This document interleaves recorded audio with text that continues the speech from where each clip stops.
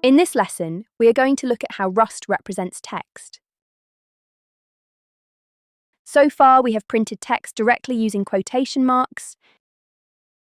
Now we will store text inside variables so we can reuse it.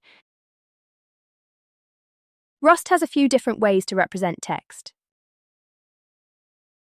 The simplest and most common way is called a string slice, which is written as star and used for fixed text. You will often see str used for names labels or messages in a program. For example, when we write hello in quotation marks, Rust treats that as a string slice. We do not need to fully understand how this works internally yet. For now, just remember that str is used for simple fixed pieces of text that do not change. Let us imagine we are creating a small game. We might want to store the name of our character.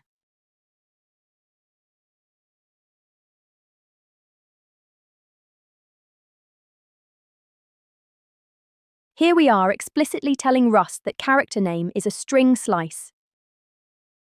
The value Luna is stored inside the variable.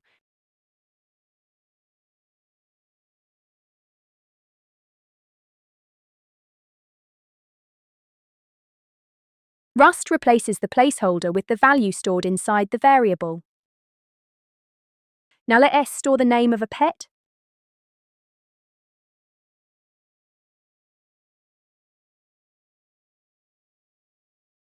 Rust automatically understands that this is a string slice, so we do not need to write str again. Rust can figure out the type automatically because this value is text in quotation marks. That means we do not need to write the type ourselves.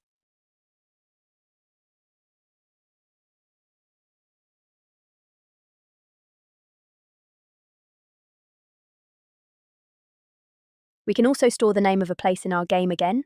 Rust assumes we are using a string slice.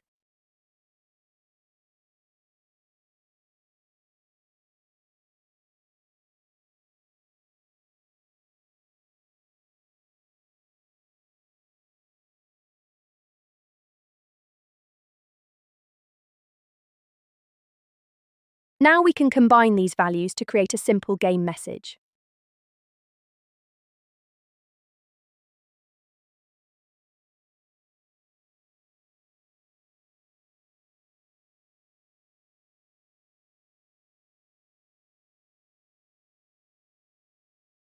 This shows how we can build interesting messages using multiple string variables. String slices are very common in Rust programs. You will often use them for names, messages, and labels. Later on, we will look at another type of string called string, which allows us to change and grow text. For now, focus on understanding how to store and use text using str. Try changing the names in this program and run it again using cargo run to see how the story changes.